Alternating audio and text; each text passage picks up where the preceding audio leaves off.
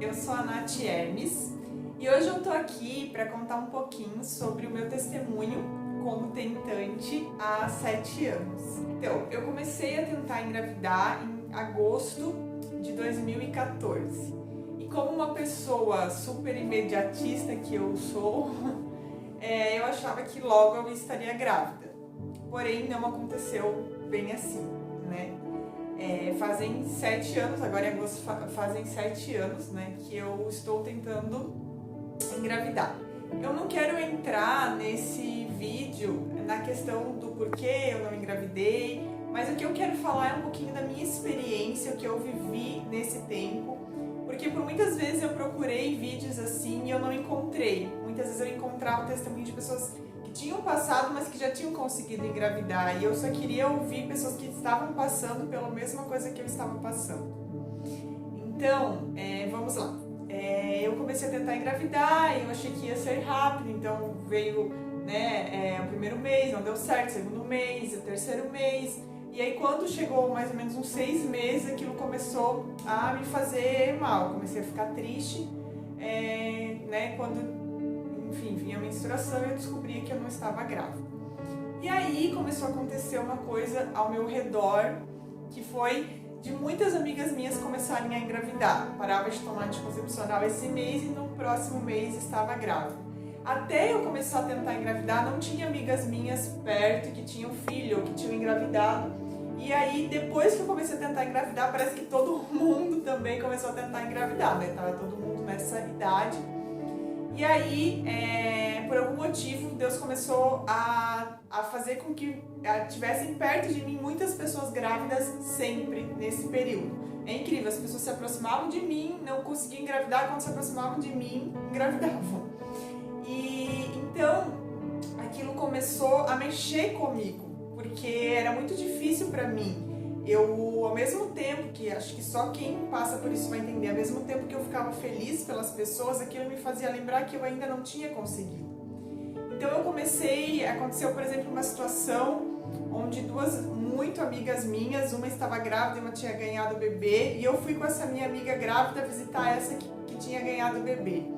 E elas ficaram ali a tarde toda falando sobre aquilo, né? Porque uma estava grávida, a outra tinha acabado de ganhar bebê. E eu fiquei ali com elas a tarde toda e tal, e eu cheguei em casa e eu fiquei muito, muito mal, eu chorei aquela noite inteira. E aí eu comecei a entender o quanto aquilo mexia comigo, o quanto aquilo me fazia mal. Então, tinha chá de bebê, eu ia no chá de bebê e depois eu voltava para casa e eu ficava muito mal por todas aquelas experiências que eu vivia, e aquilo mexia demais com o meu emocional. Teve situação de a gente estar num lugar e o meu esposo estar com o bebê no colo e uma pessoa dizer assim: nossa, como ele fica bem com o bebê no colo, e aquilo acabar comigo, eu ir pro banheiro e não conseguir me aguentar e ter que ir embora. Então começou a acontecer situações nesse sentido, e com isso eu acabei começando a me isolar, porque como aquilo me fazia mal, eu já procurava não estar mais nesses ambientes onde eu achava que poderia ter algum gatilho para eu me sentir mal.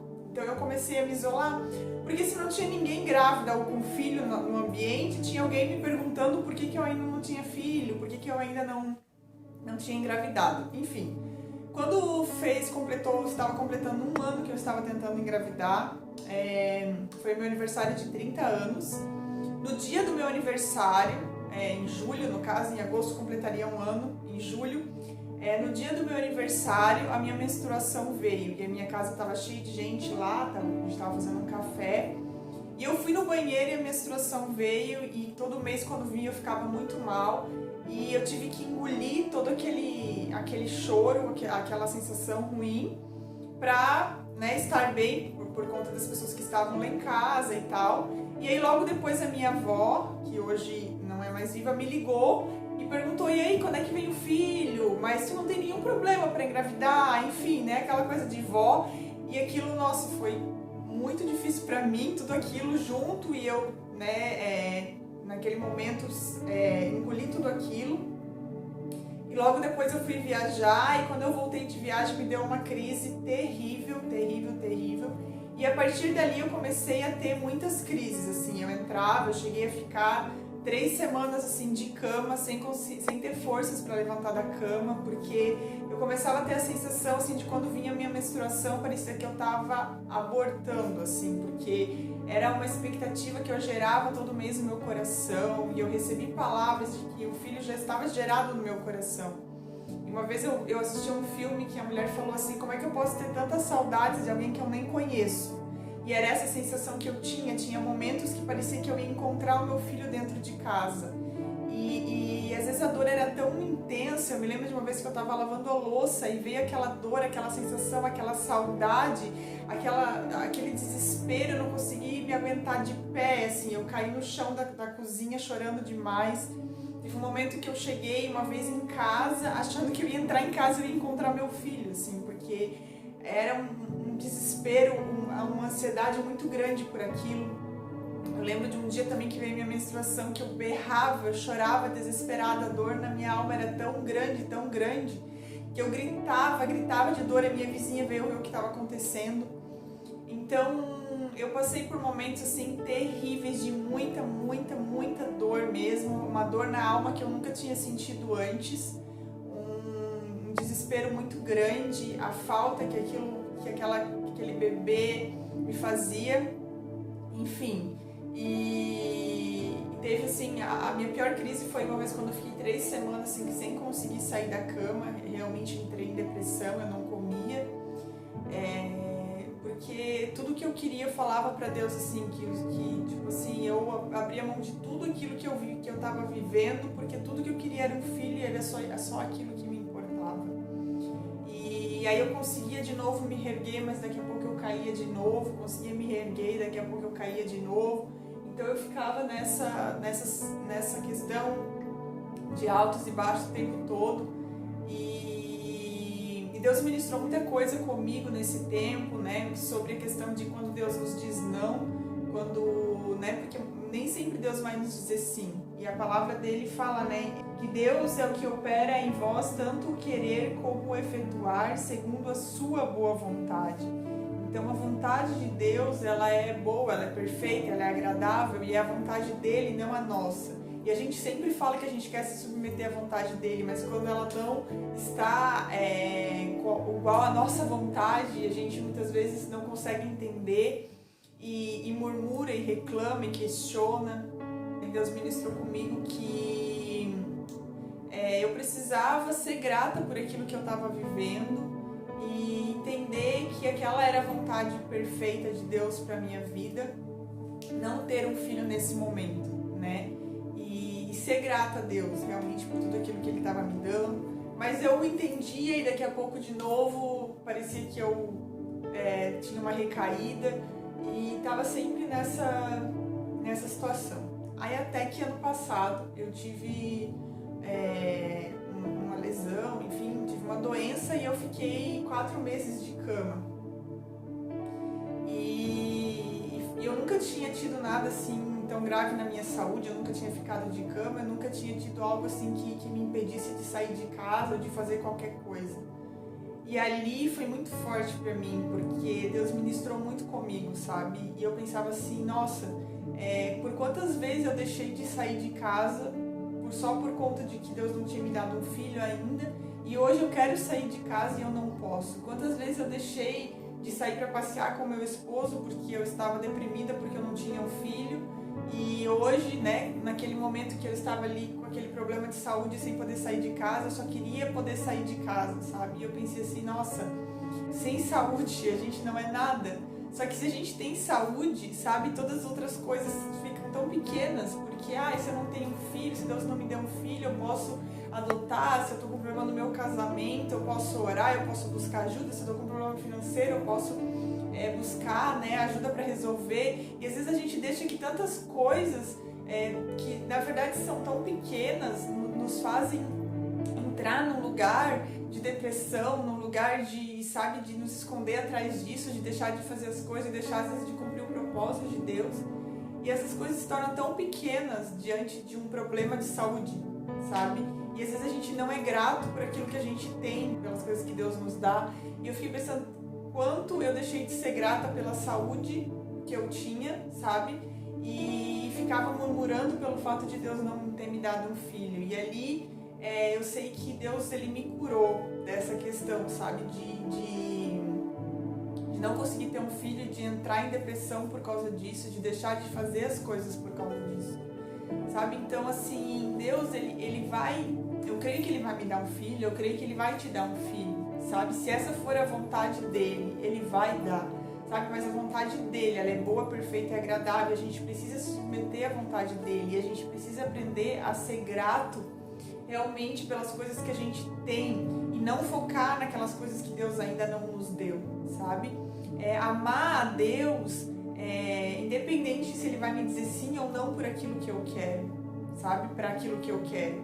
Se ele me disse não hoje, é porque ele tem um motivo para me dizer não. E eu não posso amar a Deus por aquilo que ele me dá, e sim por aquilo que ele é para mim. E se eu amo verdadeiramente a Deus por aquilo que ele é, então o fato de ele não ter me dado algo que eu desejo muito não vai influenciar o meu relacionamento com ele ou na minha vida. Então, assim, hoje não quer dizer que eu não deseje isso da mesma forma como eu sempre desejei, ou até mais.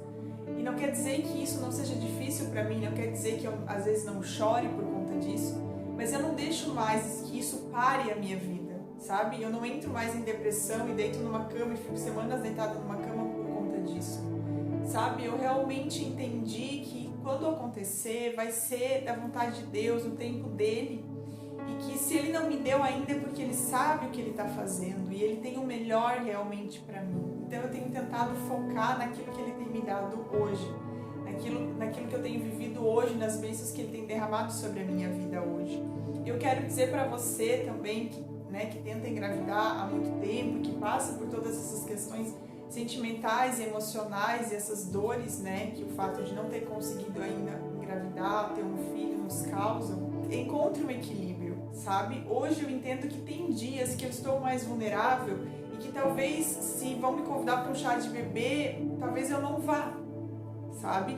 Ou, visitar alguém que teve filho. Não, hoje não, eu vou deixar para amanhã, porque hoje eu sei que eu estou mais vulnerável, porque eu sei que isso vai mexer com o meu emocional, sabe? Eu não deixei de ser um ser humano, eu não deixei de desejar isso.